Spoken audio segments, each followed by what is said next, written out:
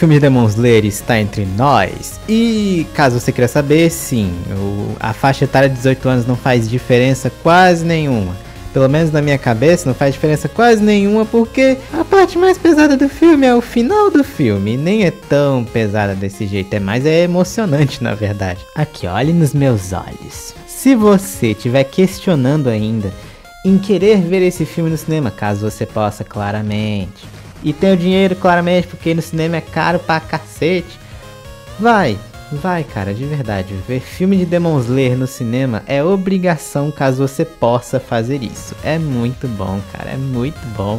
E fique sabido aqui para os senhores que o próximo filme, o segundo filme da trilogia, vai sair em 2027, então continuem vivos até lá, inclusive o terceiro é em 2029. No meio disso eu tenho certeza que vão transformar os filmes em anime, em episódio de anime normal assim por semana, tá ligado? Então não se preocupem, terão episódios normais de Demon Slayer envolvendo todas essas coisas aí maravilhosas e tal. Falando sem spoilers sobre as 3 principais lutas desse filme, que no caso é a Shinobu contra o Doma, o Zenitsu contra o Kaigaku e também o Tomeoka, o Tanjiro versus o Akaza, no caso foram bem legais, foram top do top, senhoras e senhores. Eu não preciso falar que foi bonito, eu não preciso falar que teve um monte de cena muito extra, muito maneira, muito incrível em relação ao mangá, eu não preciso dizer isso. Tipo assim, a luta da Shinobu contra o Doma foi uma luta meio estranha, pelo menos pra mim, porque eu não consigo odiar o Doma, cara. Eu tento, eu sei que é um psicopata demônio do cacete A4 que mata todo mundo,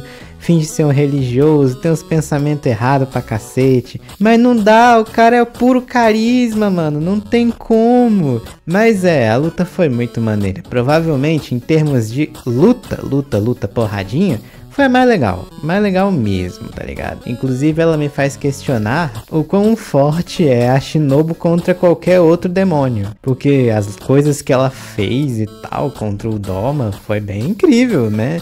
Mesmo ela só usando veneno. Foi bem legal isso. A luta do Zenitsu contra o Kaigaku foi o sonho, tá ligado? Pra quem queria ver o Zenitsu sem dormir, pra ver o que ele podia fazer e tal, foi o sonho, meu amigo. Finalmente, ele usou a respiração do trovão sem dormir. Ele está completamente sério. O que não é uma coisa 100% do meu gosto, porque eu gosto do Zenitsu ser meio idiota do jeito que ele é. Mas desse jeito eu tenho que admitir, o cara ficou muito legal, viu? Ficou muito maneiro. E a luta dele contra o Kaigaku foi muito legal, foi bom demais. Mas tem que ser dito que foi rápido. Sim, tivemos cenas extras. Tivemos, sim, teve muita cena extra inclusive, porque no mangá é bem rápido essa luta, bem mesmo, é tipo 2 capítulos, 1 capítulo e meio, é bem rápido. No filme também foi rápido, mas foi rápido da sua maneira, sabe? Mas a luta do Tanjiro e do Tomeoka contra o Akaza foi muito legal.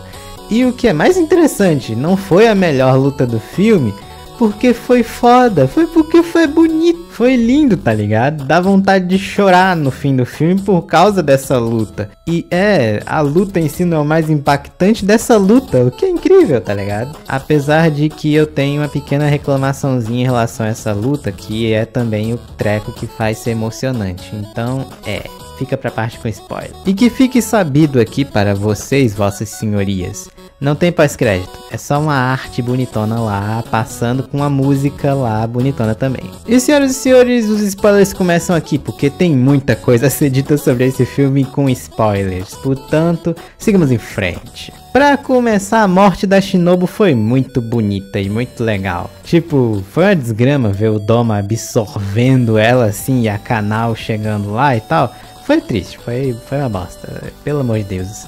Eu queria tanto poder odiar o Doma por ele ser esse merda e tal. E sobre a luta em si dela, foi muito maneiro, tipo, a questão da centopeia que ela usa no final, mesmo estando toda lascada, toda perfurada, toda cortada pelo Doma e também sem conseguir respirar direito por causa do gelo que ele cria com o Kikijutsu dele. Foi muito maneiro, tipo, foi legal pra caramba. No mangá é muito diferente, ela literalmente só dá uns pulinhos pro lado, pro outro, lado, pro outro, lado, pro outro. Aí depois aparece embaixo dele e aí sobe, tá ligado? Mas não, no filme foi muito mais legal, cara. E é bem interessante também porque tem consequências. Esses autores que não gostam de matar personagem, É uma coisa meio chata às vezes, mas a autora de Demon Slayer tem essa parte boa, ela mata, sem dó nem piedade. Tudo isso do Zenitsu ter ficado mais sério nessa luta do Zenitsu contra o Kaigaku é porque o avô do Zenitsu se vascou. Por quê? Porque o Kaigaku, que era o aluno dele, pegou e virou um demônio. E é bem doloroso quando o Zenitsu diz que o véinho se capotou, mas não teve ninguém lá pra pegar e tirar ele da dor e sofrimento que ele tava, então ele morreu agonizando e por isso o Zenitsu está tão puto. Quer dizer, ele ter morrido também é um motivo, mas esse é um dos motivos no caso, né? Nossa, as comidas de rabo que o Zenitsu dá nisso daí, ele nunca deu na vida dele, tá ligado? Quem diria? Zenitsu sendo um personagem maneiro, tá ligado? Ele com um nível de fodacidade alto. Isso daí é coisa que a gente só vê mesmo em final de história. Não tem como. Sobre o próprio Kaigaku e como ele se tornou um demônio e tal. Tem toda a questão de ter encontrado, né, o Kokushibo, que é a lua número 1. E o cara é um arregão do cacete. A gente já viu isso no flashback do Gyomei lá, quando ele sacrifica todo mundo por causa de um único demôniozinho que apareceu lá no templo dele e tal. Ele viu o Kokushibo e já disse, não, desista. Mas ele virou, né, um cramunhão. E ele continua usando as respirações. E o mais interessante é que os raios dele, diferente do Zenitsu, são de verdade. E isso afeta o Zenitsu pra cacete, como a gente vê, né, no final da luta. Mas é interessante perceber também que ele sabe todas as respirações, menos a que o Zenitsu sabe. E o Zenitsu só sabe aquela lá. Mas no fim das contas, o Zenitsu mostra o porquê que ele é amiguinho do protagonista, usando uma nova técnica da respiração do trovão e destroçando o Kaigaku. É interessante perceber que o Kaigaku morre que nem bosta, tá ligado? É rapidão a morte do cara.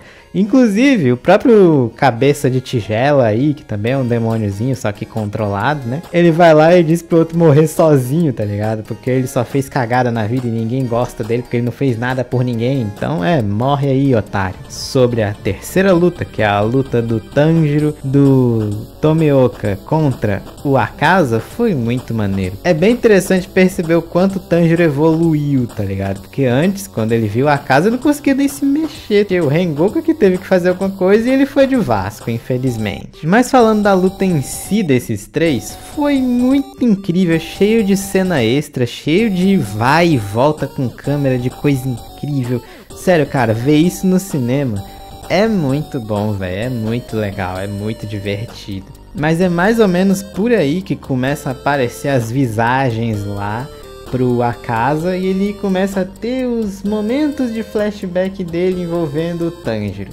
Mas isso daí fica pra questão do flashback dele. Mas olha no meu olho e concorda comigo, cara. O poderzinho que o Tanjiro tirou do rabo lá foi muito tirado do rabo. Meu Deus do céu. Cara, de verdade, tipo, o mundo transparente é um poderzinho bem interessante, né? É interessante, vamos concordar aqui. Mas ele tirou muito do rabo aquele poder. Não tem como não, cara, não tem como. Literalmente ele fez a mesma coisa que fez com a Hinokami Kagura, que ele só lembrou lá do papai, lembrei de você. E aí do nada, poderzinho novo, que meu pai já tinha usado por algum motivo há muito tempo atrás. E que eu não me lembrei antes, inclusive. Sim, eu achei meio forçado. Apesar do Tangerina já ter usado lá contra o Rantengo lá no final da terceira temporada na Vila dos Ferreiros. Mas foi muito, tipo, pareceu muito que ele não tava usando aquilo naquele momento, mas ele tava usando aquilo naquele momento lá. Mas convenhamos, foi meio tirado do rabo, mas não deixa de ter sido uma cena muito maneira. Ele simplesmente indo cortar a cabeça do Akaza e conseguindo, sem nem mesmo o Akaza perceber direito que ele ia fazer isso, tá ligado? Inclusive, pelo amor de Deus, Tanjiro, pra que tu avisou que tu ainda tava vivo atrás do cara? Eu dei uma risada, não tem como. O cara simplesmente vai avisar que vai dar um golpe no cara, velho.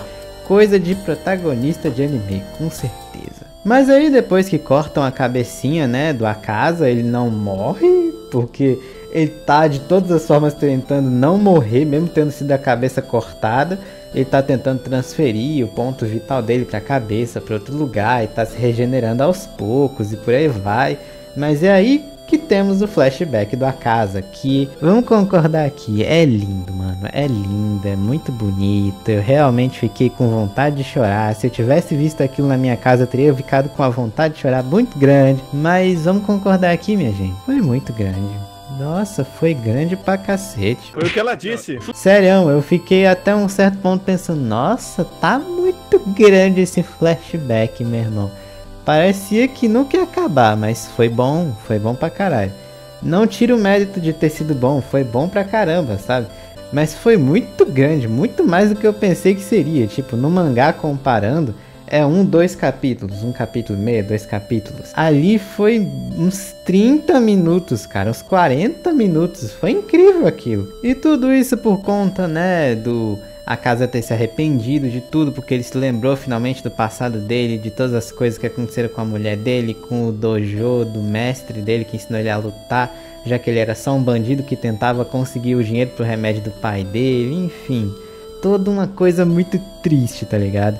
Mas o que é interessante mesmo, que é triste, que faz você pensar ali, meu Deus, tá escorrendo as lágrimas, é o finalzinho, quando ele finalmente se arrepende de tudo que fez e decide só morrer, tá ligado? Ah, deixa o Michael Jackson pra lá e tal, e vou morrer aqui arrepender de tudo que eu fiz.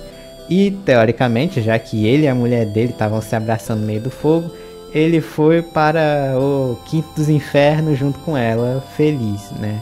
Já que eles vão estar juntos. Enfim, coisas da vida. Eu admito, esse treco todo de maiores pra 18 e tal, não afeta em nada, cara, de verdade.